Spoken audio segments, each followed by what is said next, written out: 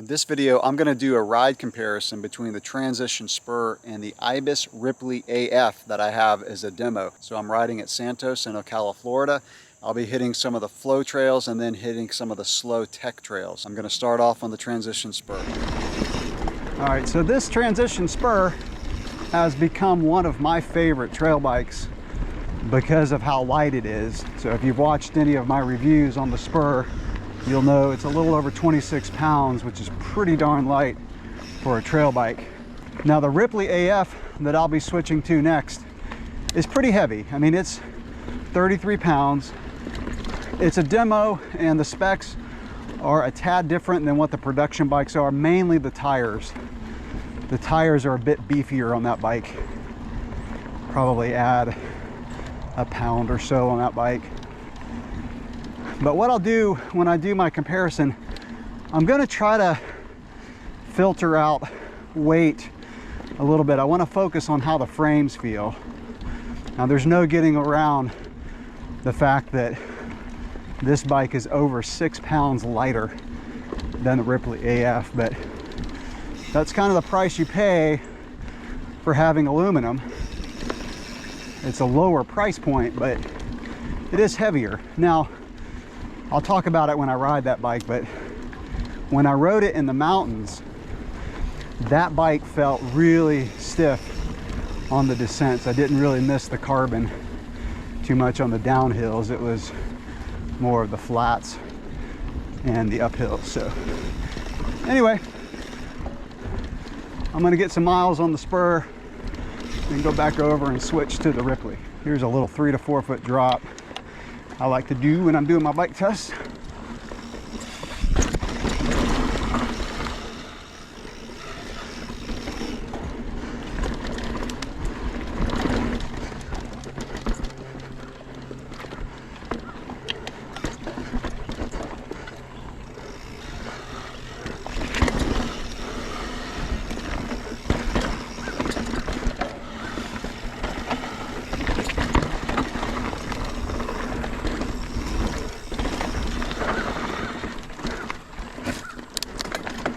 Gotta tell you, it's these short, steep climbs that the Spur is really nice on.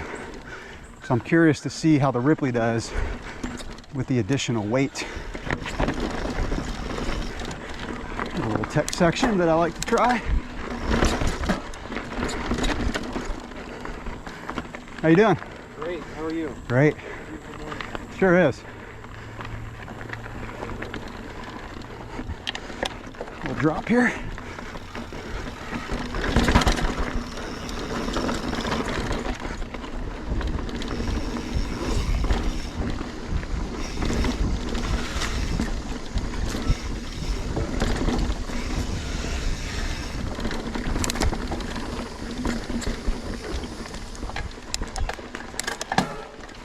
Here's a trail called Magic Mountain.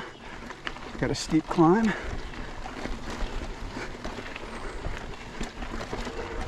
This is a trail called John Brown, and when I mention slow tech, this is what I'm talking about.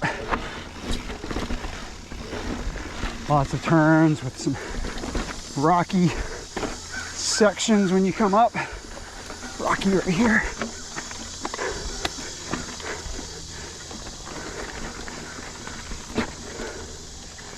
Foot popped out of the pedals. I did not dab on that one, for the record.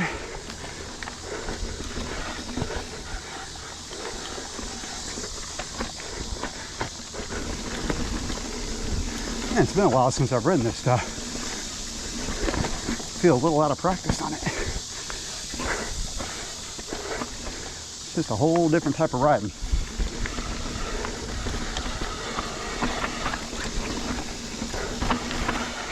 It's a fun little section. I always have to remember the line on this one. Yeah, the line is you want to stay right.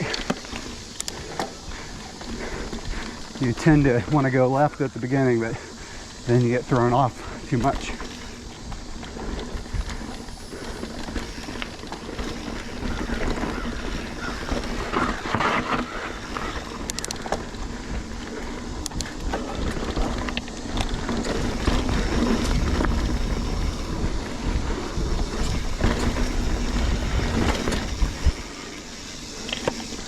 Yeah, I love how I can throw around this Spur. That is why it's become my favorite trail bike. You can just toss it around so easily for a trail bike. It's almost like the agility of an XC bike with the stability of a trail bike. All right, now over to the Ripley. Ripley AF, I should say, aluminum, not the carbon. I can already hear people saying, well, you should be comparing the Spur to the carbon Ripley. Well, I don't have the carbon Ripley. They sent me the aluminum one for a demo. But I can still get a good idea of what the suspension feels like, the geometry, all that, and I can do a comparison between alloy and carbon. Do you really need carbon? You really need to spend an extra $1,000 on carbon? Not everybody does, to be honest. The first thing that I noticed on this bike is the cockpit feels a little shorter. Steering feels a bit more sluggish at the slow speeds, but from my experience of riding this thing up the mountains, it's not bad on the downhill. This bike is great. This bike is great on the downhills. You do have a tad more suspension in the front.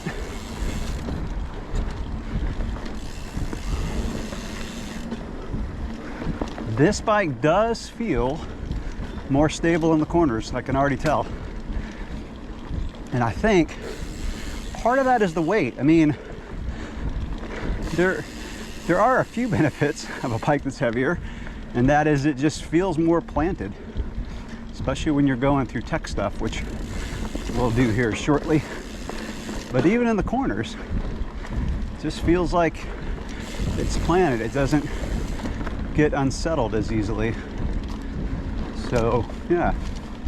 All right, let's head over to the tech trails and see how this thing compares to the Transition Spur. Let's hit this little drop, see how it compares to the Spur on stuff like this.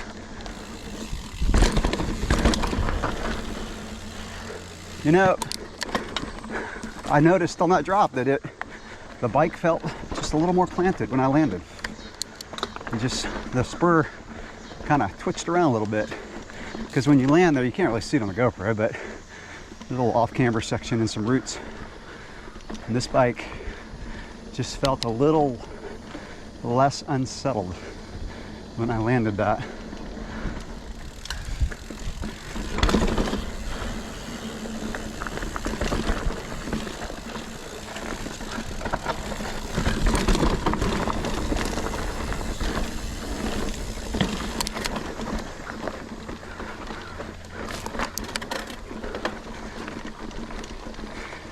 You know, I don't feel the weight on these short little climbs like I thought I would.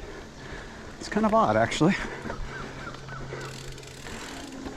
I think the key with a heavier bike is to really use the momentum to your advantage. So like when you're coming down something, getting ready to go up another section, just try to really maintain that momentum.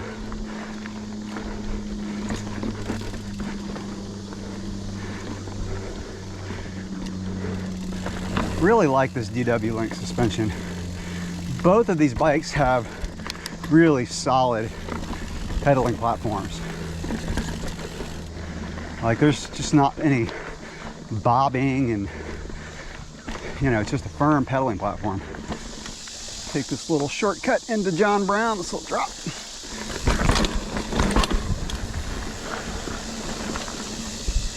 All right, so John Brown has some really slow tech stuff. I want to see if this bike is just as capable as the lighter Transition Spur.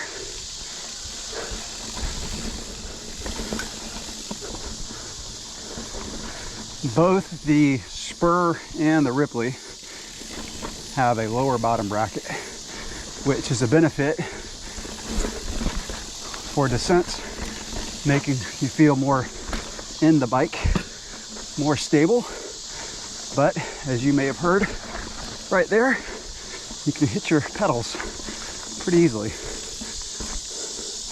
on this tech stuff. So you got to be very cautious about that.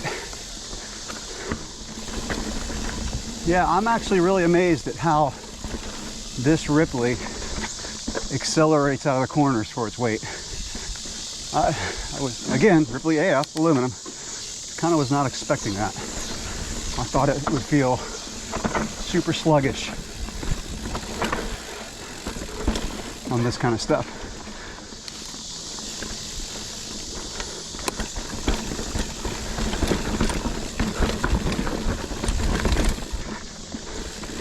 I would actually say, I can't believe I'm saying this, I feel like I have just a tad more confidence on this bike to hold its line on rougher, kind of off-camber routes. Like again, you can't see it in the video back there, but there were some roots back there that were kind of going all directions. And this bike just went over them with a bit more stability. Now, you can't, like the Spur, as I said earlier, you feel like you could just really toss it around. And that's the benefit. So that's kind of how I would sum up the differences between these two bikes. Is travel wise, they feel about the same. Geometry wise, almost the same. This bike feels like it has a little shorter cockpit. So in other words, handlebars just feel closer to the saddle. But this bike does feel a bit more planted, a bit more stable. And I think a lot of that is going to be the weight of the bike, but also the frame design. It's just built a little beefier, sacrificing some weight to be more heavier. Whereas the Spur feels more applicable, just feels overall lighter, of course,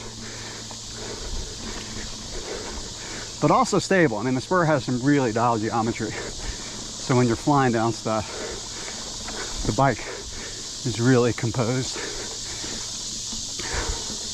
I don't use the word composed very often in my bike reviews.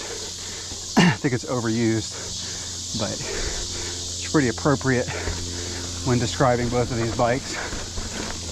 Just hit rough technical stuff and not have the bike get thrown off its line. Although this bike is less likely to get thrown off its line than the Spur. All right, now we're on a trail called the Vortex. Still technical, a little bit faster than some of the tech that I was doing earlier. This trail's a lot of fun. One of my favorite trails here.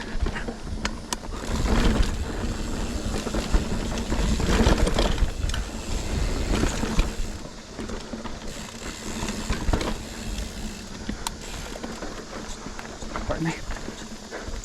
Excuse me. Thank you.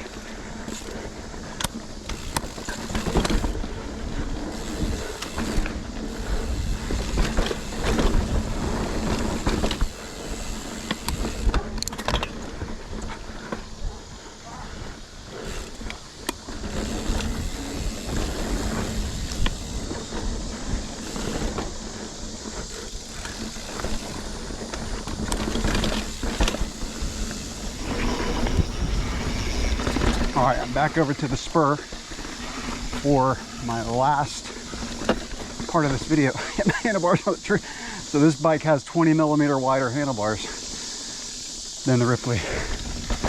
I just hit my handlebars on those trees.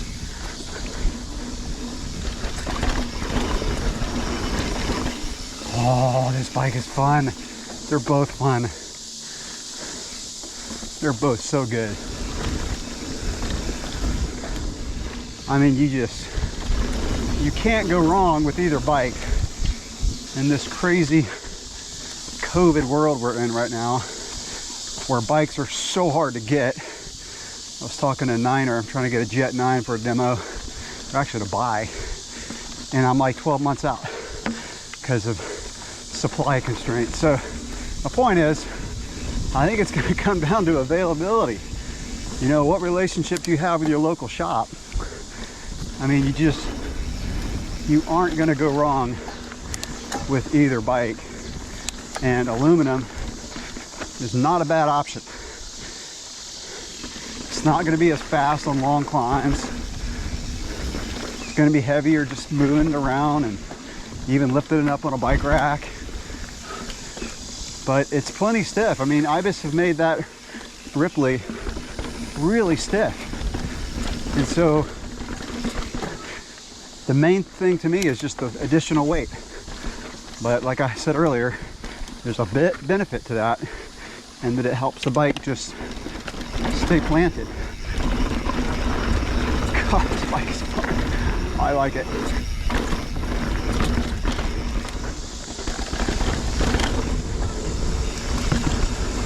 Another thing that I want to mention is the Spur is just a faster bike on XC type trail. So if you're looking for a bike that's going to do trail riding and, you know, be fast on XC trails, maybe you want to do some cross country racing, I would not lean towards the Ripley AF. It's just too heavy. Whereas the Spur can do double duty as a really solid trail bike, but also a cross-country bike.